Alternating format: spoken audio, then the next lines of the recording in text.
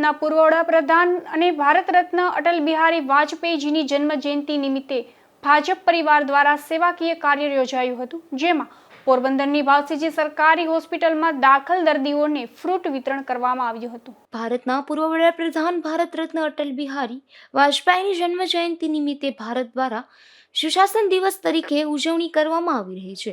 આ ઉજવણી હેઠળ પોરબંદરના ભાજપ પરિવાર દ્વારા અનેક સેવા કાર્યનું આયોજન કરવામાં આવ્યું હતું.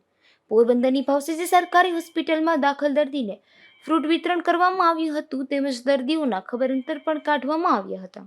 આજે 25 ડિસેમ્બર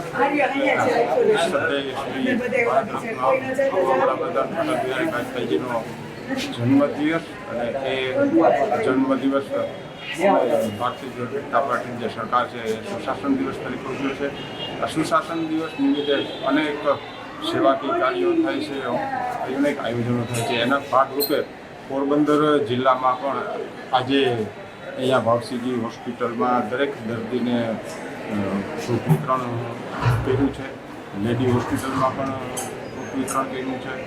વાજપેયીજીને આદરણીય વાજપેયીજીને શ્રદ્ધાંજલિ અર્પી અને નાના ભૂલકાઓને નાસ્તો આ બધી સેવાકીય કાર્યો, medical camp, blood donation camp, આ વિવિધ કેમ્પોનું પોરબંદર જિલ્લા ભારતીય જનતા પાર્ટીએ આયોજન કર્યું છે. એ અંતર્ગત અમે અત્યારે ભાવસીજી હોસ્પિટલમાં ફ્રૂટ વિતરણ કરી રહ્યા છીએ.